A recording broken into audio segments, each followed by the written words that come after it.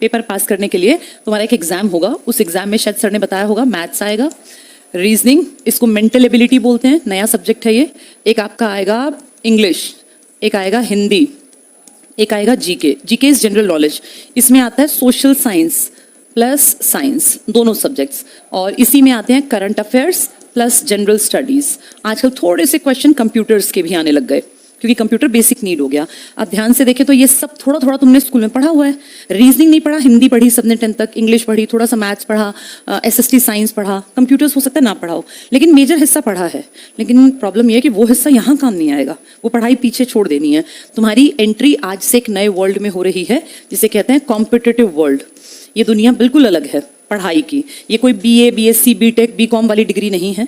यहाँ से दो बातें होंगी, या तो तुम मेहनत करके गवर्नमेंट जॉब लेकर जाओगे खुशी में, या फिर तुम टाइम खराब करके जाओगे, क्योंकि हम कोई डिग्री डिप्लोमा नहीं देंगे। कोई भी कोचिंग इंस्टीट्यूट डिग्री डिप्लोमा नहीं देता, वो तो एक ऑप्शन देता है कि या तो नौकरी ले जाओ या चले जाना खाली हाथ। ये तुम्हारे ऊपर है कि तुम कितनी मेहनत करोगे। ये टारगेट रखोगे, मिल जाएगा 100%। बस दो चीजें याद रखनी है, एक तुम्हें करनी है मेहनत, दूसरा ये मेहनत एक दिन करके छोड़ नहीं देनी है, ये लगातार चलेगी। लगातार में इसका मतलब 8 महीने भी हो सकता है, क्या पता तुम में से कोई लकी हो, सीईटी में पहली बार बैठे, पहली बार में अच्छे नंबर आ जाए, वैकेंसी आए पुलिस की, क्लर्क की कहीं पे, और उसका नंबर आ जाए। ये हो सकता है लगातार किसी का 1 साल हो, किसी का 1.5 साल हो, किसी का 2 साल हो।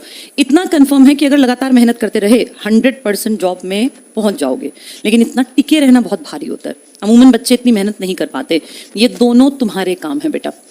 फिर हम किस चीज की फीस लेंगे? हम तुम्हें डायरेक्शन दिखाएंगे। मेहनत अगर गलत दिशा में की जाए तो नेट रिजल्ट 0।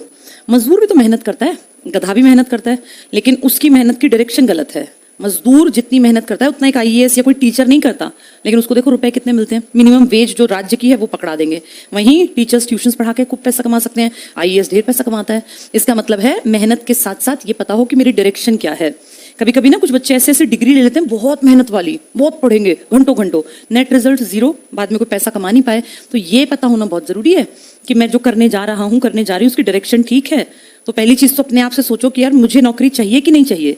अगर तुम्हारा मन ये कहे कि नहीं नौकरी नहीं चाहिए, तो फिर ये पूछना कि मेरी लाइफ लॉन्ग का पैसा कहाँ से आएगा खर्चे का, क्योंकि पापा मम्मी तो बूढ़े होंगे बेटा, बुजुर्ग होंगे।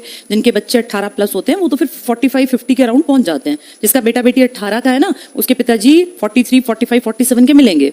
जैसे ही तुम 25 पहुंचोगे तो पिताजी अपने आप ही 55 के लपेटे के मिल जाएंगे, और जो छोटे होंगे उनके माँ तो और बड़े हो गए होंगे, अगर उनके बड़े भाई बहन हैं तो।